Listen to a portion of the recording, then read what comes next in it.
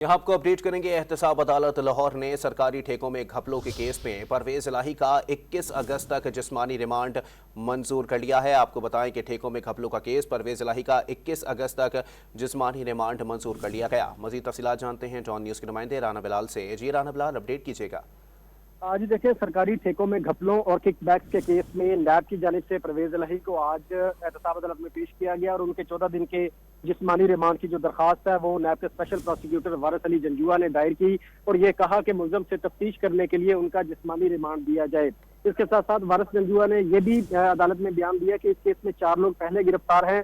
परवेज इलाही को कल जो गिरफ्तार किया गया और आज एहतसाब अदालत में पेश कर दिया गया है और जो गुजरात में मुतलका एक्सियन है उनसे 200 मनसूबों जो है वो बनवाई गई है और ये जो लिस्टें हैं और जो तरक्याती मंसूबे हैं उनमें कानूनी ज़ाब्ते पूरे नहीं किए गए। दूसरी जानिब जो वकील है परवेज इलाही के अमजद परवेज, उनकी जानिब से कहा गया कि उनके केसेस लाहौर हाई कोर्ट और सुप्रीम कोर्ट में जेर समाअत हैं। अगर अदालत पीर तक जिस्मानी रिमांड दे दे तो उन्हें जो है वो इस पर एतराज नहीं होगा।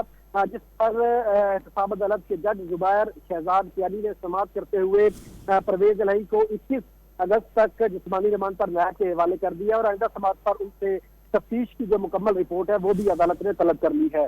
तो इस वक्त परवेज इलाही कमरा अदालत में अपने वकील अमजद परवेज के साथ मुशावरत कर रहे हैं, जिसके बाद परवेज इलाही को दोबारा जो है वो नैब लाहौर में मुंतकिल कर दिया जाएगा। बहुत शुक्रिया राना बिलाल अपडेट करने के लिए।